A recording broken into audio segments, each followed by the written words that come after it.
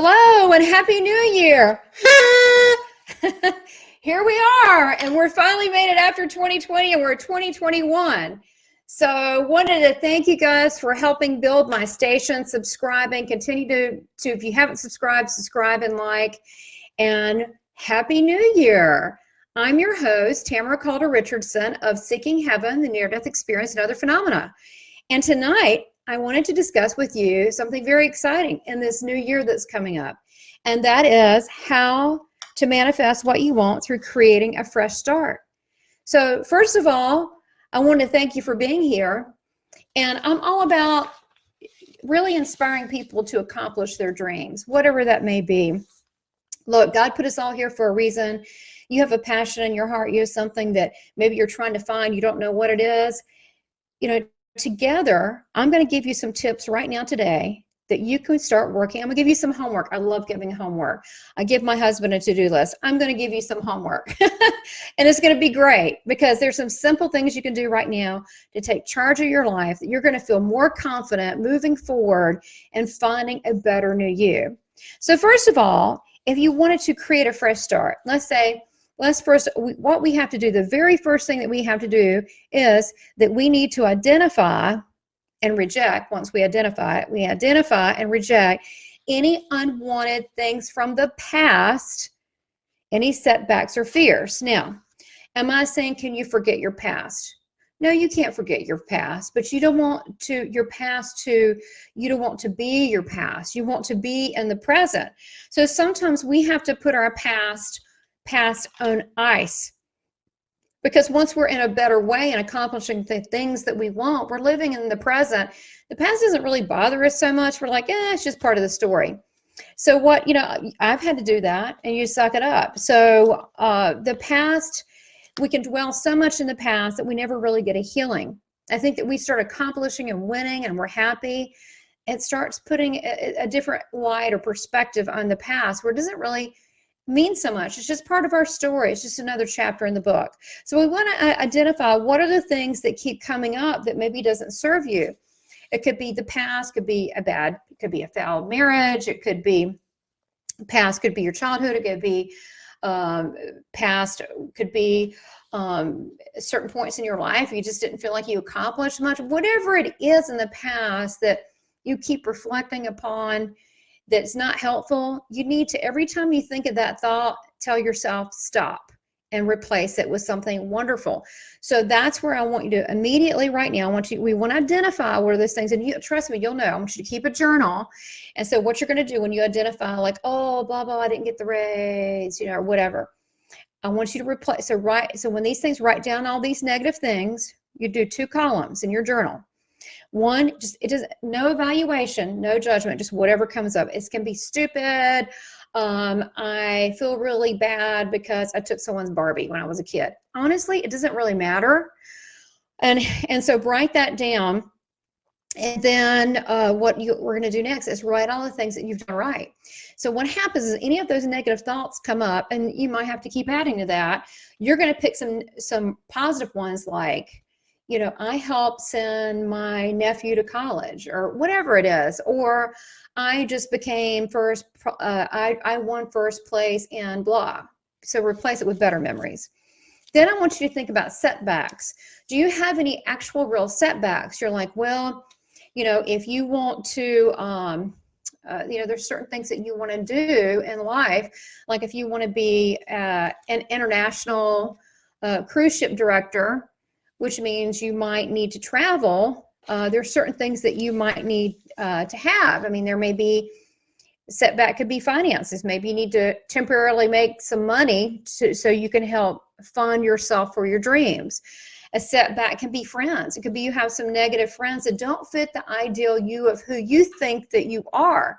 So, many times you have to just say goodbye to people in a loving way. I mean, you don't have to say goodbye. You can just, in your mind, just say, I love you. I wish you well. But their journey, it might be very different than yours. So as you have friends, there may be some that don't serve what your dreams are. And so you may have to let some of those friends, go on their journey, and you need to go on your journey, and, do it all in love, because you need to have people that will fit what you're trying to do. For example, if you want to work in the healing industry, and that's something that you have always wanted to do, or you want to be a masseuse or whatever, or a Reiki healer, and then you've got people around you that don't believe in that, or they're not very spiritual, that might be something that could set you back on your path. So it doesn't mean that you want to get in a confrontation with them. You just want, and some of those people you might not could really leave like your family, right? So what you do is you just send them love. You don't talk about that particular thing with them. You talk about other things like the movies or whatever it is that you're doing. So you talk about other things that you're doing without bringing up the new things in your dreams. The other thing is, be very select with who you talk about with your dreams. I would pick one person that you trust immensely, that would not betray you, that's just supportive and loves you. And if that one person is your dog, then go for it. But it's unfortunately this way sometimes, but you can't always trust certain people, and you don't want someone to sabotage what you're trying to accomplish in life. So you just want people that are positive and supportive of that, and that also that don't have a problem with people doing well. There's a lot of people out there that don't want people to do well, because they figure if you do well, they won't do well, which is really strange, because there's enough for everybody out there to do really great. There's an abundance of everything. So first of all, just to repeat, you want to identify what is the things that that's your past, whatever that past is that keeps coming up in your head. Stop it, replace it with something good. We talked about the list. And then also, what are any kind of things that are setbacks? And it could be your own setback. What it is, maybe could it be bad habits? Maybe you need to stop that so you can have more time to focus on studying or reading about the things that you're interested in. Or it could be friends are setting you back. Maybe they're too needy. I can't answer that. Then also your own fears. Most of the time, 99.9% of the time, your fears are not real. Now, we do have counter intention, like, we need to have money to go back to school. The counter intention there is you don't have the money, you need the money. It could be that, or it could be people. But fears the fear that most people feel is that their lack of self-confidence and the lack of the unknown. That's all that it is. Just because you haven't accomplished something before doesn't mean you can't accomplish it and win big. So, and whatever's in the past, we're human. Things happen. I mean, we're going to, that's part of learning and growing. We're going to have setbacks. We're going to have things happen. This is perseverance. Okay. This is about perseverance and picking yourself up, moving forward, because we're human. So after you've done that, the next thing you want to be able to do to be able to create a fresh new start for yourself is that you want to think about what you really want in life. What are you passionate about? I mean, yeah, you can start with small passions, like if you like petting your dog or your cat, or if you like outdoor activity, or you like going to the gym, or just I love cooking, or blah blah blah, or whatever it is you think that you like, right? I mean, that's simple passions. But then you ask your best friend, what is the thing that I talk about the most? Like for me, no brainer, my near-death experience. And Jesus, so I'm over there. He's pretty awesome. So what is it that you talk about a lot? What is it that you're passionate about? What is it that comes out of your mouth? That is the true you, whatever it is. So if it's fashion, you just, look at the outfits, blah, blah, blah, blah, you're into that. You just have to own it. If it's, whether it's mathematical type things and solving equations, whatever it is that you talk about a lot, that's where you need to head in that direction.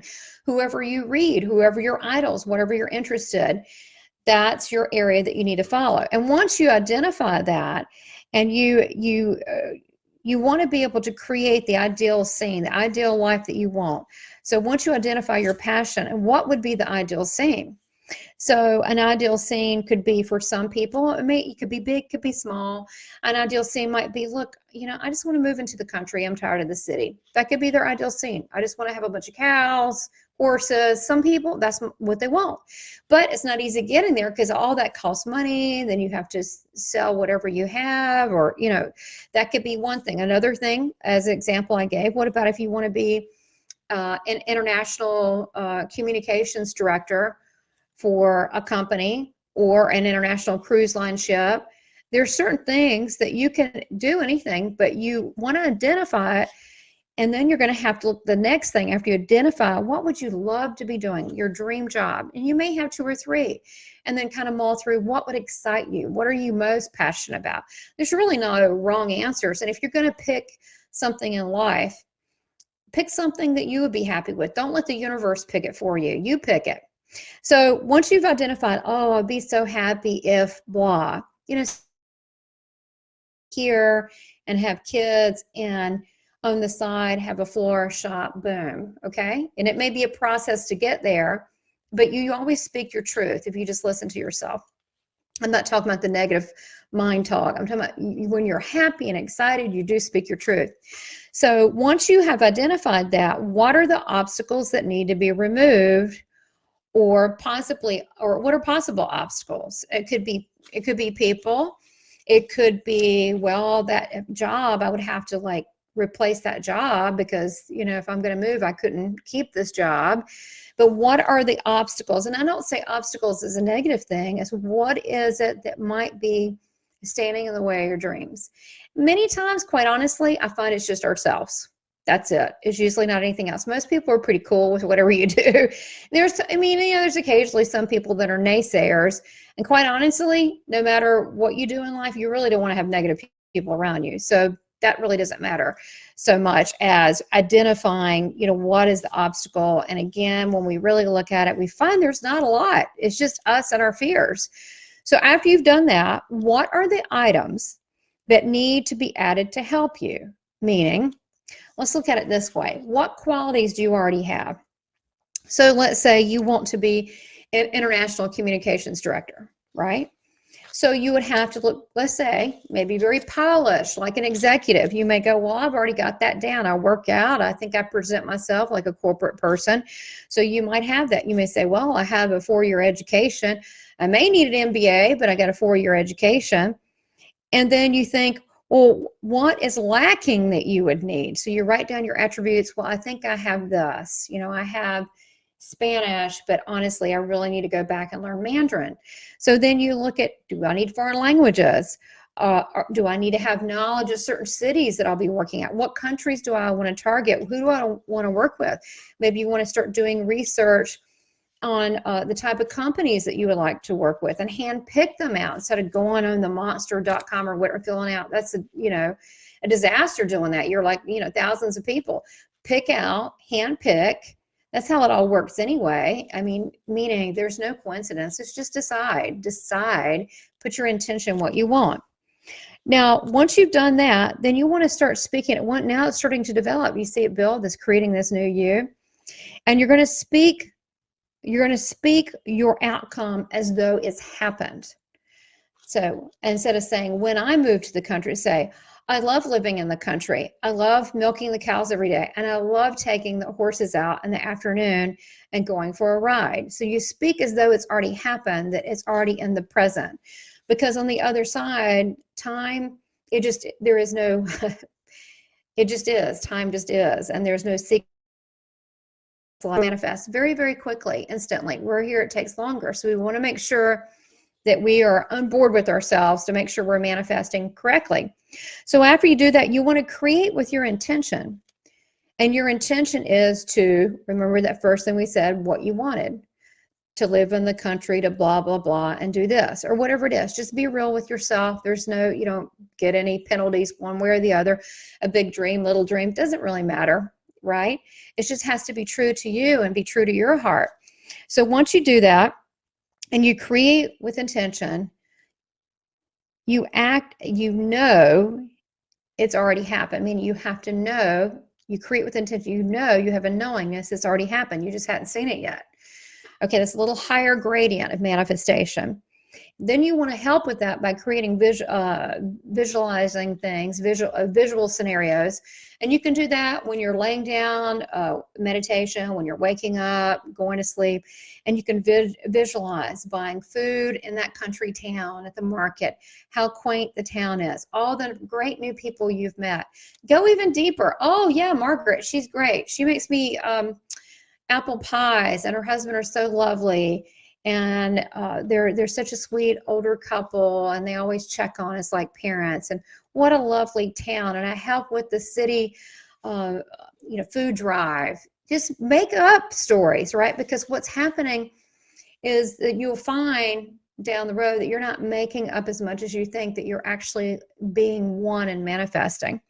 So once you start visualizing scenarios of doing what you really want to do. So if you're that international marketing director, visualize getting on a plane, shaking hands, making deals, speaking in different languages, eating new foods, the people that you'll meet, and get as detailed as you can.